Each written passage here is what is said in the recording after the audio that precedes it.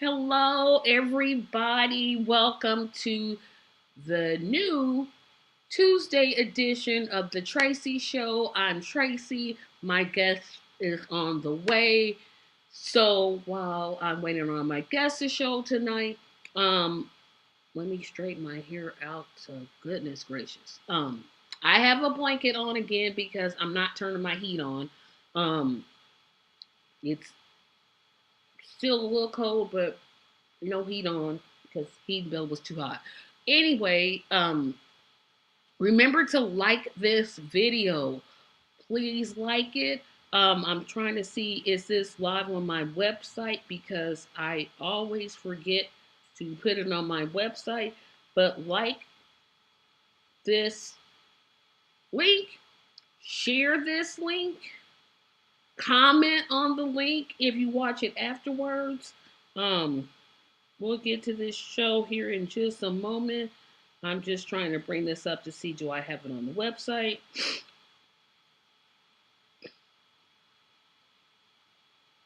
Let's see. Not quite yet, so let's see. Okay, it's on there. So I am live on the website, so you can watch the show at TRACYMedia It's that website right there. That's the website. You can go directly there to watch it. You can always watch it on the YouTube channel. Again, remember to like this video, share this video, comment on this video, and remember to subscribe. So before my guest gets in, remember everybody, I don't know if you watched last year's show, the last one I did in 2023, and I talked about the new format. The new format is as follows. On Tuesdays, which what day would be Tuesdays, I'm not going to be discussing politics. I'm going to be interviewing people, but I'll be doing it from like different fields. So this month it'll be comics. Next month I'm trying to get fashion designers. After that, I'm trying to get people that own makeup companies. Eventually, I want to get singers, but I haven't had any luck scheduling singers just yet. That'll be the new format. So Tuesday will be more of the lighter show. Won't get into anything political. And then, of course, the Thursday show, I will still continue to interview third party candidates. That will continue. And like I said, I know my guest said he's on his way. So I'm just going to talk to you for a bit. How is everybody doing? Um, I have been very, very, very, very busy. I went live on Saturday. I'm live Tuesday, which is today. Um, and I'm going to be live on Thursday and then Saturday again. So my schedule is becoming more and more um, not mine anymore. And that's okay because I enjoy doing podcasts. Um, I'm trying to uh, see something here. I thought I saw someone on, but I don't see anybody. So let's go ahead and pay some bills and keep in mind you're going to see. Let me backtrack. So if you put a comment in tonight, I may not immediately get to it because I like the format for Saturday show so much. I'm going to try it on here. So if you put in a comment, I'm not going to immediately read it. I'll read it at certain times during the show, and then we'll do it that way. So put your comments in there. I promise I will get to them, but it's not going to be like every time I get a comment, I'm going to put it up. No, I'm going to wait until I get comments. I may not get any tonight, but that's okay. Any comments I get tonight, I won't just immediately show it. Um, I will just wait a certain time in the show. So, first of all, subscribe to this channel. Subscribe. I'm at 166. That means that I am 30, 34. I'm 34 away from 200. I'm well 166. 200 minus 166. Yeah, that's 34. So I'm 34 um subscribers away from 200. I mean, this is just a big deal. So please subscribe. I am trying to get in here because I think my guest just said he's coming here. So, um, yes, please subscribe. 34 away from 200 after being stuck at 150 for all of last year. That means I picked up 16 subscribers, which I appreciate you all. But please, please subscribe, subscribe, subscribe. Support this channel on Patreon. Um, Getting on Patreon means that you're going to get a whole lot more exclusive things than normal. You'll still get this show. You'll get the Silly Saturday show exclusively. It won't be available for like the public to view. You'll be notified of any type of videos. I'm thinking about going live within the Patreon group itself and not necessarily on YouTube. So so definitely support on Patreon. Um, Subscribing levels start at $2 a month. They go all the way up to $15 a month. I believe there's like three levels. There's $2, $5, $15. $15 is to support the documentary. So support me at Patreon because um, I don't want to bring that little duck back. I don't want to bring the duck back, which would mean I can only go live on YouTube. Um, and I just don't want to do that. I want to keep this as advertised free as I possibly can, which means I'm going to need your help.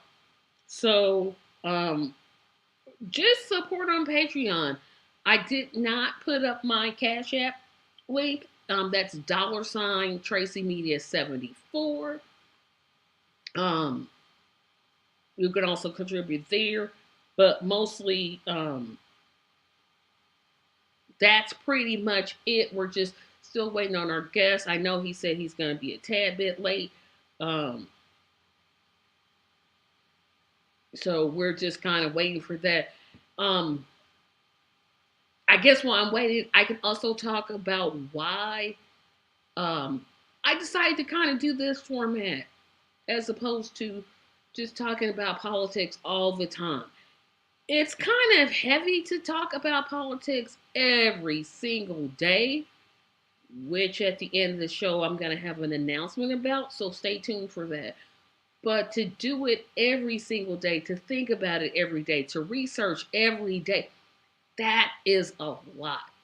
And I feel like with everything going on, we need not a distraction. I don't want to call it a distraction, but we need something else to think about. I mean, we've got the conflict in Gaza, we've got the situation in the Congo, we've got election year politics.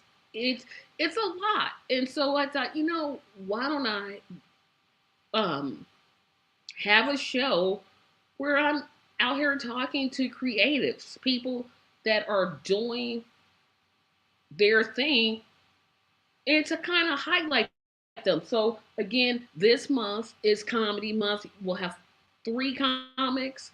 I'm waiting on the fourth to confirm.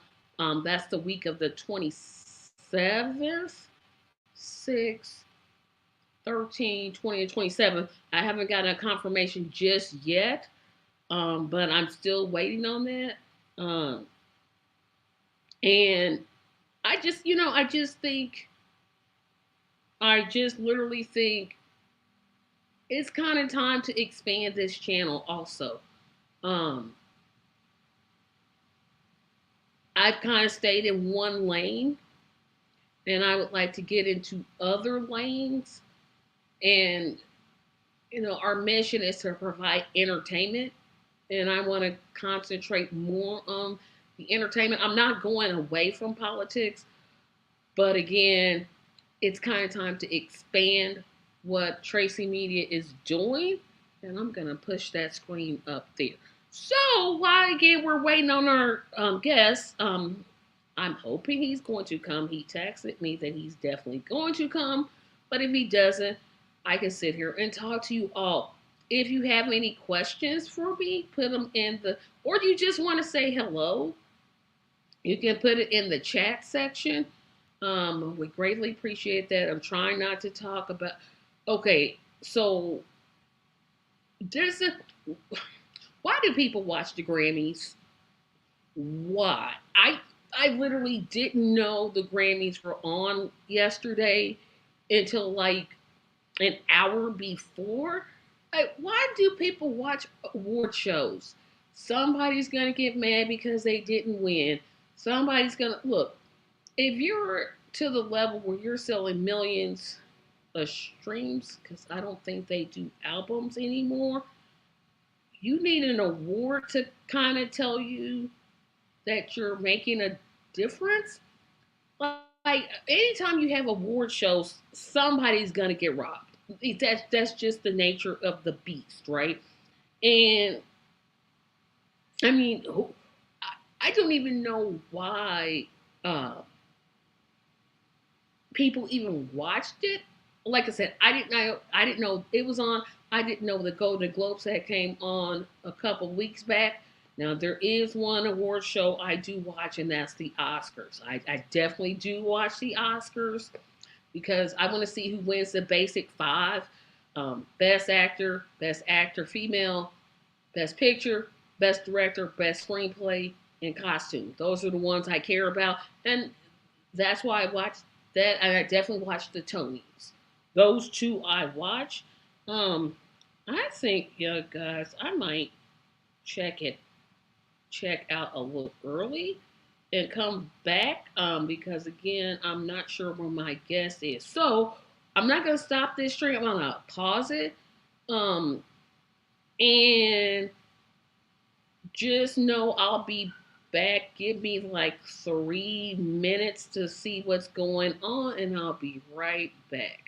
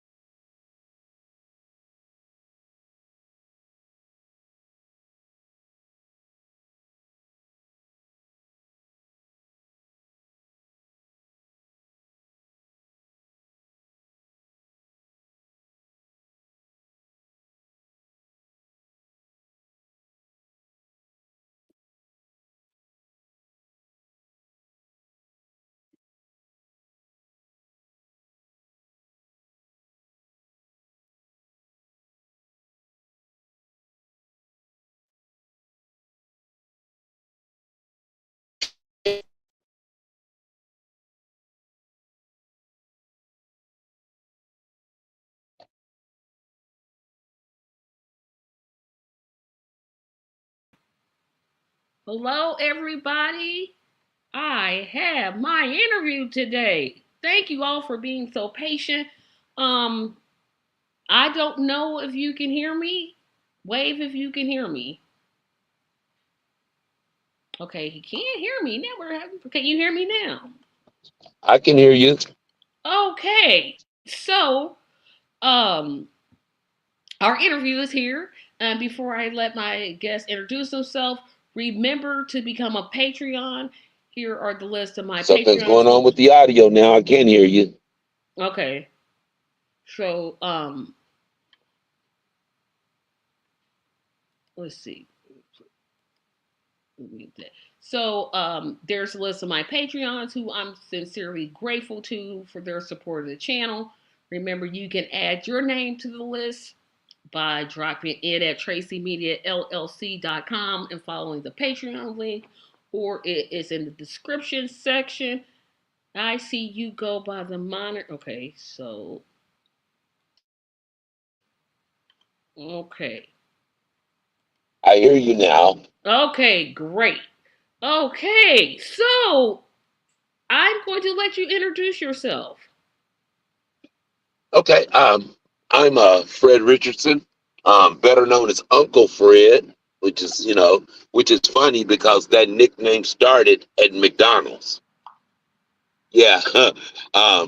When I was young in my career at McDonald's, I've got nieces that are grown with children now, and you can imagine 9, 8, 9, and 7, 8 year old little voices standing at the counter screaming Uncle Fred, to the top of their lungs because, to a 6, 7, 8 year old, it's extremely exciting to know that you know somebody that works at McDonald's. so so when my nieces would be like Uncle Fred, now everybody's saying it. So everybody in the store was saying it. All my customers were calling me Uncle Fred. But I'm Uncle Fred now because I do stand up comedy, and that's my stage name. But I'm retired. I'm a brother of 6 sisters and 2 brothers. I'm the second child. My oldest sister passed this past year, so I am the eldest in the family. I'm 58 years old, just turned 58 a couple of weeks ago, and I had a whole career at McDonald's. I've done a 25 plus years for McDonald's. I did 2 years marketing with Citibank. I also did about 7 years as the program director for Bally Total Fitness. So I did the whole, corporate America thing. And now pretty much I train dogs and I do stand up comedy. And if I had a little money, I'd be living my best life. Yeah, and I said um, I wasn't. Oh, I'm sorry, I interrupt you. But Parker, remember this is the laid back show, so we're going to be talking to comics on Tuesdays for the whole month of February, and then I'll make my announcement at the end. So this is not. He's not running for an office, but thank you for tuning in. I do a political show on Thursdays. Um, and Tuesdays I wanted to kind of break it up because we have so much going on. We have so much going on with Gaza and election season. I'm like, now I need a good laugh. So I'm counting on you to at least make me smile at least a couple of times during this interview. Um, how did you get started in comedy? Therapy. Okay, that's interesting. So I'm gonna let you explain that one. I didn't expect that answer. I I I used like my grandfather, who was extremely inspirational in my life. Oh, I think Uncle Fred is froze. Okay, so So, maybe he'll come back in. one of those last generations of real men, and he was hardcore, and he smiled and whistled all the time, but he always had that underlying tough guy going on. He was like, Freddie, life's gonna happen. Life's gonna happen. And you can do two things. You can laugh about it, you can cry about it, but what you will do is keep your head up and keep moving forward. And so I've used that as, that's strength in my life. It's one of my pillar sayings. But In the last 3 years, I've lost my oldest sister and my mom and various other loved ones. And then the year before that, 4 years ago, well, no, it's been 6 years now. 6 years ago, 2018, I suffered PTSD on my. I got attacked twice on my job within a 9 month period, um, and I suffered PTSD twice. I had it the first time. I didn't even get treated. It happened in January, and then it happened again in September, and it shook me. I didn't even feel like myself. And so through that, I had a therapist. They upgraded me from a therapist to a psychiatrist. I'm speaking. I'm seeing both of them. Once a month. And through that, I realized that, life was getting the best of me. Like pretty much life was winning at that moment. And I needed something. So as time progressed, I realized, in my family circles that I had reverted back into my childhood. My mother used to say all the time, when I used to get those marks on my report card, making good grades, making okay grades, but got those notes about being the class clown, cracking jokes. And then here I was, dealing with my own pain. And in family settings is where you hurt the most. When you lose family, the roughest thing to do is deal with family because they're all memories of those you lost. Like, so when you're in family settings, you're looking for mom and you're looking for that particular sister, that particular relative that and they're not there. And in those moments, I found myself cracking jokes, and it was therapeutic. And somebody was like, "You should do stand up. You should." And I was like, one day I was like, "You know what? I'm gonna go for it."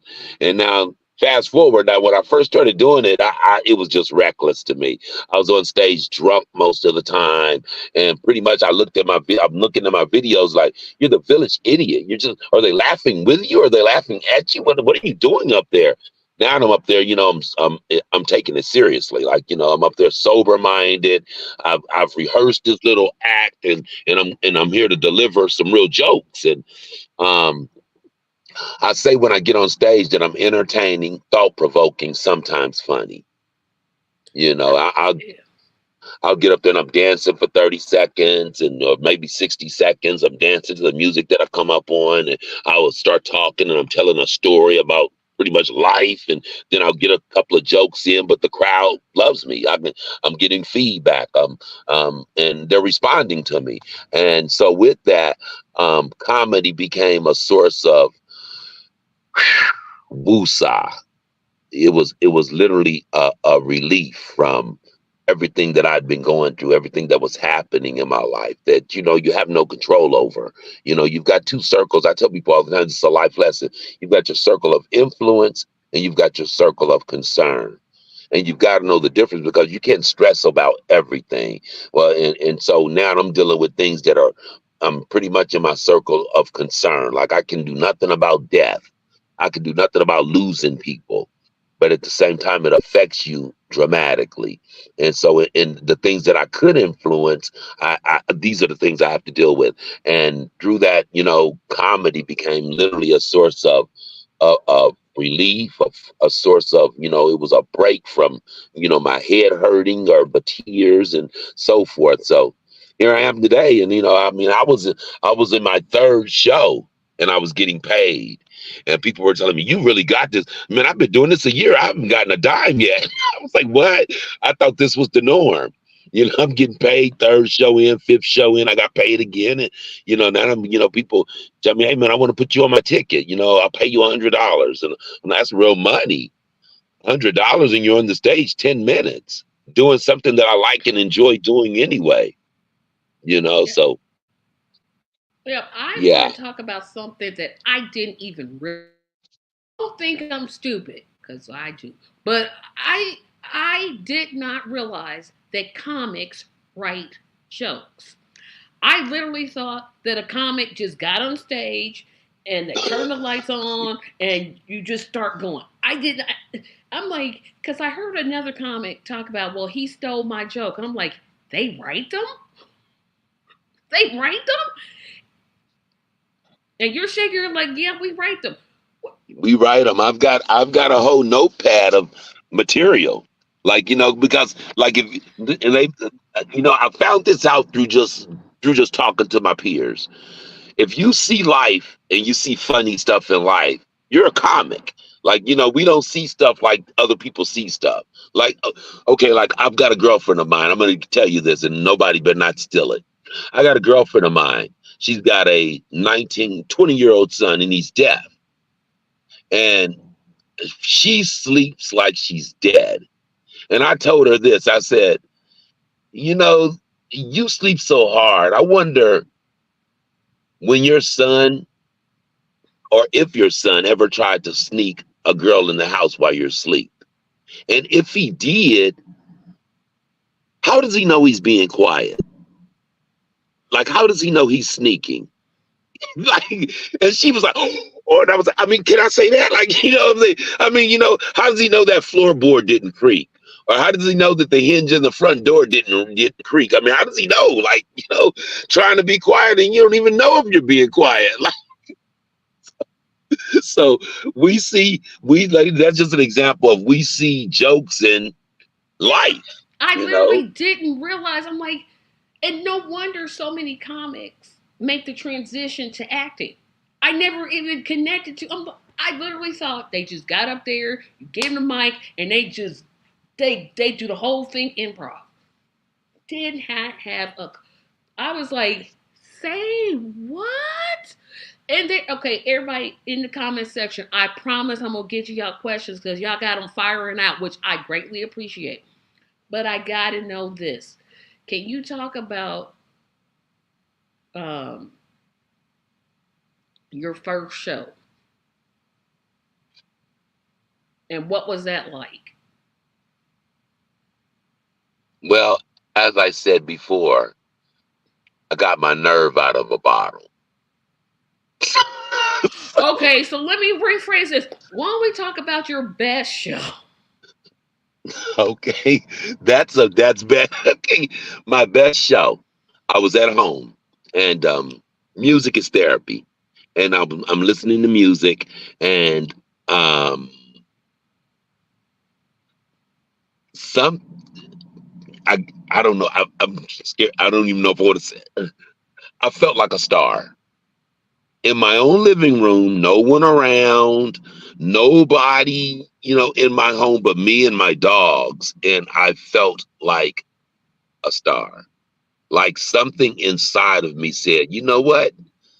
Tonight you gonna kill it. Like tonight, every comic that comes before you or after you is gonna wish they didn't even grab the. You're gonna kill it. And so from there, I went through my book and I was like, you know what? No, no, no. I got because I heard Cat Williams say you can, if you've done so many stand-ups, you take your best jokes out of everything you've done and you can string them together and put us in. And that's exactly what I did. I was in my head. I was like, I had a joke here and a joke there and a joke there, and I put my 5, 6 best jokes together. And I went out and I was not drunk at all, did not have a drink. And in my head, I was like, first thing my grandfather taught me is to do a job and do a job right. So when I walked in the club and signed in, from that moment, I said, I am on the clock and it is time to work. And I'm getting metaphorically like, so when I went to McDonald's, my first day at McDonald's, I was flipping burgers. And in 6 months, I had a tie on. I was Calvin pretty much. 6 months, I had a tie on. Within 3 or 4 years, I was a second assistant, first assistant. Within 5 years, I was a GM. I ran up the ladder. And so that's how I looked at comedy that night. I was like, you know what? This is my life bread. This is how I pay my bills. Of course, none of this was true, but that was how I saw it that night. And I walked out there and everything in my head was scripted. I was like, I really think probably that night some of my fellow comics was like, he didn't get me tonight because I'm laugh. I support my comics. I laugh, but I was distracted and detached from everyone on stage, and I was in my own head. I was running my routine through my head, running my routine through my head. And when I got on stage, I killed it from beginning to end. Like I could see me connecting with the audience, them responding to me, because that's a thing. You have to lock into your audience. You have to, it's a dance, but because sometimes you got to jump out of a joke. You know, if you ride a joke that's dying, you're gonna kill your whole act. Because if you're gonna have to be able to connect with that audience enough to know that this is not gonna work in this audience. So doesn't mean the joke's not funny. Some jokes just aren't for this particular audience. And Yeah. so, but I killed it. It was just like I said in my living room when I said I was a star. When I walked off stage from doing my bit, people were shaking my hands, high-fiving me, patting me on the back, asking me, Uncle Fred, how long you. It was just like that star quality was right there. My best Yep. show. Yep. And And Mac. it was at Chicken and Chuckles, which isn't around anymore.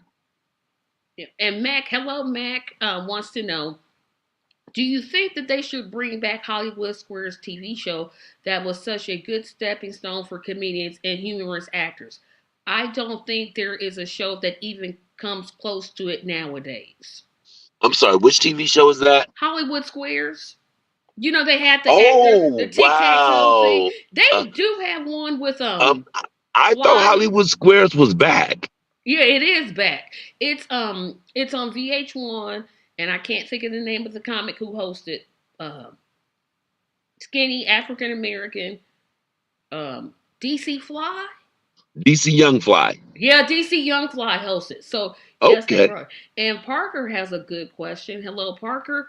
Parker wants to know what is the longest script you ever had to memorize? Like how long was the longest stand up you ever had to do? 10 minutes. That's all I'm they give sorry. It you? was 10 minutes. Someone didn't show up. They gave me another five, so 15 minutes. And it was easy. I mean, Okay. and let me say this. I've got a background. I'm an ordained preacher. So when I first started out comedy, I was being extremely disrespectful because I never saw my cue to get off stage. I never saw they flash a light, they give you a cue, and I never saw it. I was always going over my time. And I used to jokingly say, man, I'm an old preacher. Like 5 minutes, I'm just barely getting to my text. Like, I'm just getting out of acknowledgments, giving honor to God, to this, that, and the other. Let the church say amen. What? My time's up. I'm like, as a trained preacher, you've got 30 to 35 minutes. In a trained preaching setting, anyone that's up longer than 35 minutes, the whisper is it better be the pastor. Meaning it's disrespectful for just and I don't like to use the word fledgling or ground level or peon, but you're a small level preacher, and they've given you the opportunity to administer the word. You're supposed to be in and out. You're not supposed to be up there 45 minutes. That's the pastor's thing. So, yeah, Okay. back to that. 10, 15, 20 minutes is no time. I can do that. Okay, now you really okay. My whole conception is totally wrong because I know there's a different, and I'm getting to where my question is leading. I know there's like the headliner. Like I'm just gonna use this comic as an example because pretty much this is one that I admire. So let's just say Eddie Murphy is coming to town. Eddie's gonna get maybe 40 minutes. So you're saying Eddie would be like the pastor, like he can go 40 minutes, but you bet not go 40 minutes? Is that, am I kind of understanding it? My phone rang. You said Eddie Murphy in 40 minutes out, and I was Yes, just, I was saying the headliner, I was using Eddie Murphy as an example. he gets 40 minutes as a He gets headliner. 40 minutes, and then you only get 15. I mean, I know he's Eddie Murphy, so he's going to get more time than you would get. But what I guess I wasn't understanding is 15 minutes doesn't seem like a lot of time to me. It seems like you just get up there, you tell your joke, and then it's like, okay, I just got up here. It's not a lot of time if you're not doing public speaking. But I remember doing speeches in high school, and it was extremely scary. And they only gave you 3 minutes. Uh, um, and with that 3 minutes, you had to. Why is my phone ringing? Like, stop, stop, stop. With that 3 minutes, you had to pretty much, I mean, I was a nervous. Well, I'm sorry. Back to church. The 3 minutes, I remember being nervous, but it wasn't hard because it was no longer than the senior or the junior. Like we used to have to teach people Easter speeches and Christmas speeches, and by the time you're 12 years old, 13 years old in the church, you're doing a 3 minute speech. You do a 3 minute presentation. I'd have to say church prepared you for a lot of public It, speaking. If you went to the black church, you had a speech for Mother's Day, a speech for Christmas, a speech for Easter. And I grew up in the house where my mother was one of those, you better not embarrass me and you better know that speech. you did know she and, clap profusely after you was done? oh yeah, yes, Okay, yes. because it's not a mother. If she doesn't clap, it's like, wait a minute. Oh yeah. I mean, you can hear my mother, that's my boy. Yeah, my mother was definitely the cheerleader, so and like I said, 3 minutes, 5 minutes is a long time. You can when you go to open mics, you can definitely tell, it's a long time. It's a it's like you can tell people when they get up there and they're 2 3 minutes in, and they're looking for things in their head. You can see it on their face, like they're losing it. So it's definitely is is definitely not a short span as people think, because like I said, that 3 to 5 minute speech in high school, it could be a mountain. Yeah, because If, I'm thinking, 15 minutes. I could talk 15 minutes. I could. I mean, I am not a comic at all, but I could literally talk. I've done podcasts by myself and I've talked an hour. I'm like 15 minutes. Um, the sun is out. Oh, your time is up. It's time to go. But then you have to also understand in the comic profession, you have to also understand that you're dealing with an audience that I mean, Indiana already is a hardcore audience. Indiana, period. You hear that everywhere. Indiana doesn't support their own. It's hard to get a laugh, so you're dealing with a crowd that may or may not receive you. I've had jokes, and I get out of them. My segue is real quick. I can get out of a joke. I'll get into something else pretty quick. But if you see it falling and you don't recover, that 3 minutes, 5 minutes can seem like an eternity if the room's quiet. If everybody's laughing and you're doing your thing, yeah, it'll go by pretty fast. But if the room's quiet and you're searching for a laugh, it could seem like an eternity. Yeah, I can imagine it. Now, another question I have is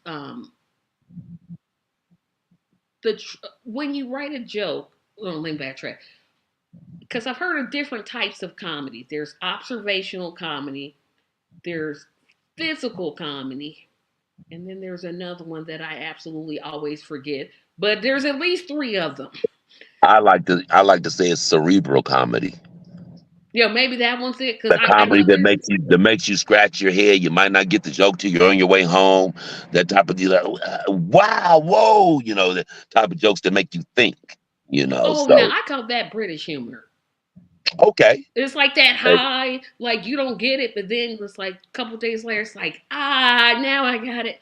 But if you're one of those three, how do you approach, like, how do you get the idea for a joke? Are you just sitting around chatting? Or Life. you just like, okay, um, I'm just gonna write, like you set aside a time every day and you write, or is it just, I see something funny, I'm writing it down? Life. It's life. Life is funny, and you have to find the humor in it. I find humor in the way my dogs and cat interact. I find humor in the way men and women interact. There's humor in everything, and I don't know if the word "you have to find it" works. I think that, like I said previously, if you're a comic, you just see it. I think that's it, right? You just see it, like you see funny where other people don't see it, and then the skill set comes in delivering it, taking what you see or what you've heard, and actually applying it to words, regurgitating it, and making it funny. That's where the skill comes in, right there. Is you're gonna have to make this funny. Yep. Oh, thank you, Theus. I didn't put up his comment. He said insult comics, which I don't care for, because I'm like, why you gonna insult people? They paying to see you. That's just my personal I opinion. don't do it. I don't like it. Or he talked about something that I really love, and I think it takes a lot of talent. Improv comedy. I think that takes a lot of Oh, discipline. it takes a lot of brain power to be able to just spontaneously someone throw you a word and you make a joke, someone shows you a picture and you make a joke, someone just gives you a topic and you make a joke. Yeah, it takes a lot of brain power, Yeah. I believe that those are some of the, I mean, what what is whose line is it And is it anyway? anyway? Yeah, that's one of my favorite shows. They just those come those up with those stuff like those great. guys are amazing to me. Like those are like because you gotta be like firing. Your brain has to be firing. Like your reaction time from the moment they give you the whatever and between the time you have to literally bring it is like already just saying to the brain, like you're gonna have to be on it. Like I think those people are amazing. I don't know Yeah. if I can do it. I mean, long term. I mean, I'm pretty sure, you catch me when the sun is shining bright and my vitamin D is high. I could probably do it that day. But But on an average, I just don't think I could do that. I want to get back to how I think a lot of comics make the transition into acting. And I know because I'm feeling that off of you, so I'm just gonna speak it into existence. Um, you've seen a lot of comedians like, or is it different for females? Um, like Monique, Robin Williams. I'm trying to think of another comic that kind of transferred. Bernie Mac. Like, have they All of trans? them. Cedric the Oh, not all of Entertainer, them. Some of them, I'm like, ooh, don't never act in a movie again. Don't you Martin never do. Lawrence. Yeah, Martin Lawrence is a good example. How they made that. Is that the type of transition you're looking to make? Or are you just solely stand up? I haven't given it any thought, to be honest. If a movie role came, would you take it? Yes, but I'm not wearing a dress. I'm gonna put that out there now while I'm broke. You know, I don't understand. Okay, that's another thing. I'm glad you brought that up because I don't get the big deal about wearing dresses, and I'll tell you why. Of course, I wear them. I'm female, but here's what I'll say. Way back in theater, I'm talking way back. Women were not allowed on stage at all, so men had to play the female parts. That's just like fact. Now, of course, you don't want to wear a dress. Don't wear a dress. I'm looking at it as, oh, they're just playing a character. Because if you look at all the actors who worn dresses, Ron Howard, Tom Hanks, Robin Williams, um, I could just go on and on how many actors have worn a dress. I guess I don't get the big spiel about why wearing a dress is bad. So maybe you could explain that to me because I'm like, they're just playing a character. I'm gonna say that, first to just as a disclaimer, for what happens and goes on in my house is for my house. So Okay. strictly my opinion. You know, Understood. um, everything is built up on precepts and concepts. Is and the little it's the little things that you have to watch in whatever you're doing. I believe. I'm sorry that the industry is wicked. It just is. Like, I say all the time to my nieces and nephews, man, get up off that Disney Channel. Disney corrupts your children.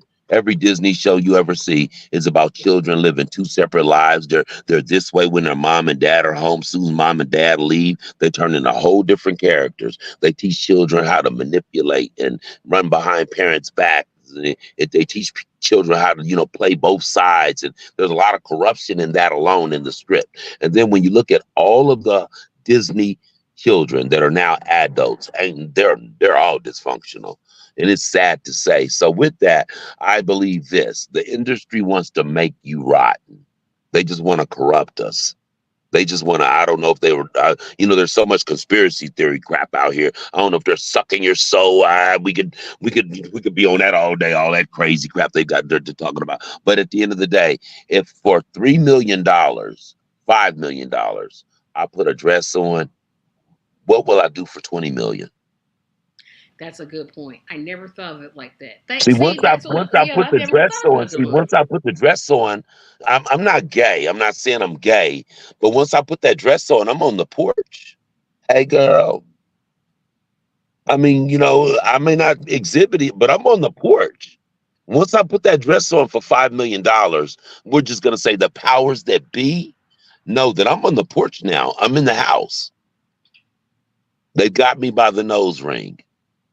Well, hey, Now it's all about the size of the check. What will he do? Hollywood's ran by a bunch of freaky old white men. Let's not forget that. Parker wants to know what does being on the porch mean. I think I know, but Parker wants to know what on the porch. Oh, never mind. He said never mind, so don't answer that question. So I'm gonna move on to the next question because I I, always I, think was, like I it's was gonna say, that's one of those things you get on the way home. um, but I think what it's amazing to me how many comedians that have made that transition well, and then there's some I'm like, don't you never ever be in a movie? Don't you never do it? Don't you never do it? So I'm always curious. Is it sounds like to me stand up is what you want to concentrate on. Here comes my next question. Well, no, I'm going to go to some other thoughts in here because we got questions coming in. And thank you everybody for asking your questions. I appreciate it. Um, let's see. Oh, hello, Theus. So he says Chappelle and DL are really good at cerebral comedy. The best seem to master it to at least to master two styles. Then he said improv comedies. Then Parker wants to know how often do you, if at all, incorporate audience back and forth poking fun interactions into your stand up? I think that's actually a good question. Never. You never do it, so the No, audience is joined. I've never talked about anyone. I've never had anyone interact with me.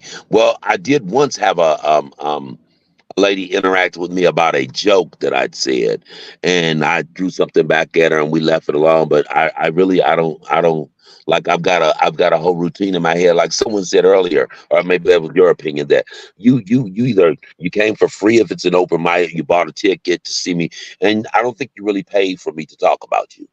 I don't think you really. I don't think you came to my show for me to pick on you. To talk about your hat being lopsided, or your shoes don't match your shirt, or whatever it is. I just don't think you're there for that. Yeah. And Max says, well, for writing jokes, one approach is to mix and match parts of a joke and focus on the train of thought, even if it doesn't really make sense in the traditional mode of jokes. I'm not quite sure if I get that one, but I just said I'm gonna put the comments up. And then Yeah, Theus was on the back of me saying I don't get to think about wearing a dress because it's a character. He says that isn't back then. It has a different impact when it becomes a requirement to wear a dress. And I makes think sense.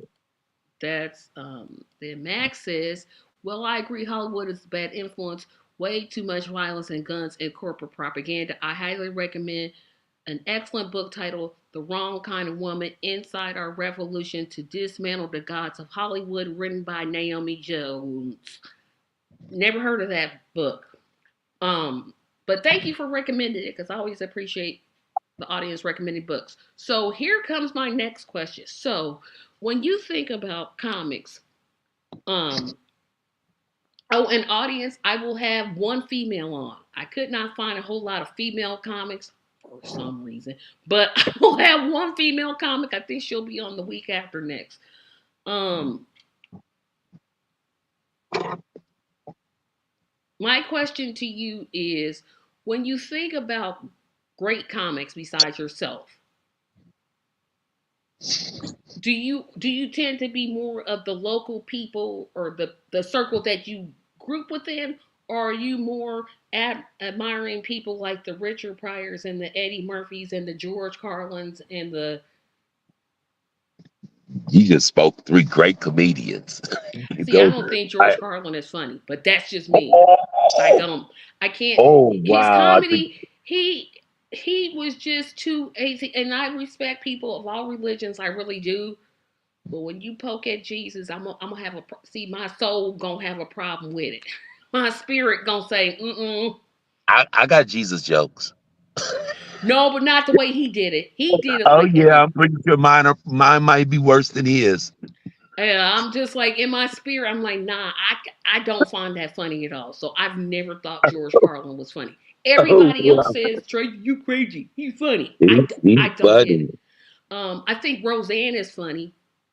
Yes, Most I do. people can be funny, but it depends on what day of the week it is.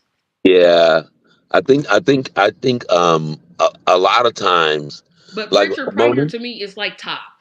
Oh yeah, Nobody's funnier than me than like that's my all-time favorite. ghost Nobody, status. Definitely period. ghost And status. then Yeah, Bernie Mac is two, and then Eddie Murphy's three.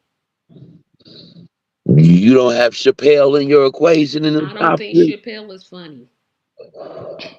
I literally don't. I don't get his humor. I'm like, I get where he's going. I'm like, okay, I guess that was supposed to be. I guess that was supposed to be funny, Yeah, but maybe his humor isn't for me. yeah, I I get think it. Robin Williams was one of the tops. And Definitely, I don't think a lot of people know his stand up, but I'm like, go back and watch it. The guy was definitely, hilarious. definitely. That major fan of Robin. But back to that, I do in my local circle. Like I'm not gonna throw any names because I don't want But I've got two or three favorites right here in Indianapolis. And I like when they get on stage, I stop what I'm doing. Like I hear their name, I stop what I'm doing, and they do. They sometimes they host, sometimes they just do open mics. But and I can't wait till they get their reward because these guys are funny. And there's two or three of them, and they're right here, Indianapolis own, right here, homegrown, right here in Indianapolis, and I think they are absolutely hilarious. Okay, Thiz has a question for me, and I'm going to answer this. I don't think George Carlin is funny because he make too many jokes about God. I don't appreciate it. Telling you, I don't. My spirit don't flow with you. You can't knock my savior. You can't do it. I'm not gonna deal with it. I ain't gonna tolerate it. That's me. That's me. And yes, Roseanne was funny till she went to the Trump side. And then once she started with Trump, she became unfunny. But like for that period of like 10 years, funny. Funny. And Chappelle, like I said, I don't get Chappelle at all. I'm just like, I'm like people watch you specials. I'm like, okay, I'm watching. Am I supposed to laugh? Was that funny? And the audience is laughing. I'm like, I don't get this. Um, I just don't. I tell you what I like and what I appreciate about comics. Well, I'll tell you what I don't like. Comics that curse way too much. Like you ain't got to drop a F bomb every single time. Like dang. Like could you calm that down? So I tend to like comics like Sinbad because he doesn't curse at all. I think you froze, Fred. Fred, you're froze. So I'll wait till he gets back on, but I'll do these. George was a master comic man. Nope, again, not gonna buy it. Yes, Roseanne is funny. Fred, are you there? No, he is not. So, how do you find enough clubs to stay busy? Do you supplement it through YouTube or something? I'll ask that question when he comes back. I think he's froze right now. Um, so may not be coming back. Yep, he sure is. Am I Am I back? back?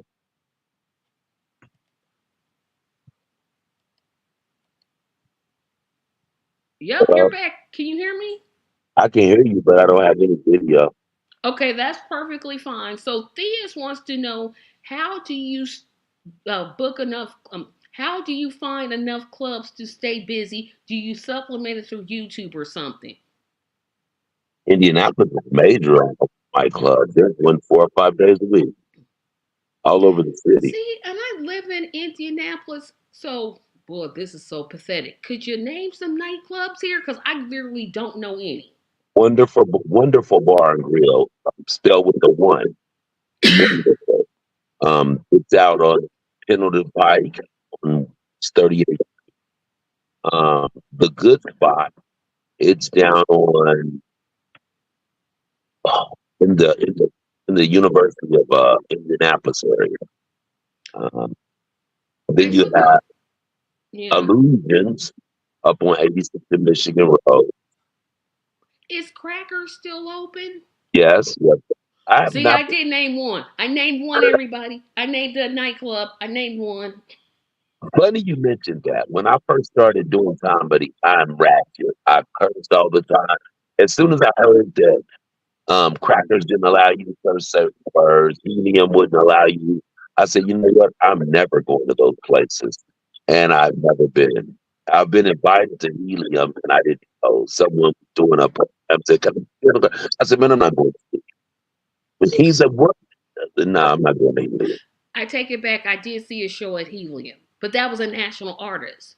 Um, Two more questions, and I think we'll end it here. So my next question is: you said you're. Have you ever wanted to make a comedy album? Of course, I'd love to do that. I think I think my voice is goofy. Because I'm just like I would I would love to love to hear hear me. some. I would love to hear me on audio. Yep. And what is your outside the state of Indiana? I do have another question. Do you travel outside the state to do comedy gigs? I would love to, and I'm going to. But right now, I'm focused on getting my own city to know my name and love. I don't want to. I don't want to leave Indianapolis and nobody knows me in Indianapolis. That makes sense. Um, when okay, so I'll ask this question at the end. Um, the next question I have is in terms of have you ever dealt with a heckler? Never. Yeah, because boy, the last time I went with a comedy show, it was years ago. There was a They don't. heckler. They don't allow it in most clubs. And on that subject, I don't think that's fair. I think that the audience should have the opportunity to tell you to sit down. Yep. Um, okay, so you said you want to stay basically inside Indiana. So then my next question would be, see, I was gonna say, would you ever want to play the Apollo? But Of course I would. I don't think the Apollo is open anymore. Oh wow. But of course I would. Yeah. Oh, Mac has a question. Have you ever thought about doing a USO military tour? Now that's an interesting I question. would. I love the military. I love our soldiers. I think, that firstly, my father served, both of them, my biological father and my stepdad. My stepdad has been my dad for 50 years. I believe sometimes I'm going to say this, a stepdad can be a step up. I didn't know my biological father, but my stepdad stayed. Um, and like I said, my mother married him. I was 8 years old. Still my dad to this day. Um,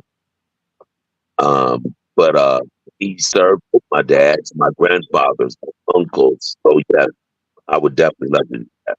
I love our soldiers. Uh, and well, second and last question. How do we find out when you're going to be on the stage? Do you have like a I've got like a a page called Uncle Fred. It's on Facebook, and I've got this is so terrible. My niece told me that my social media presence was terrible.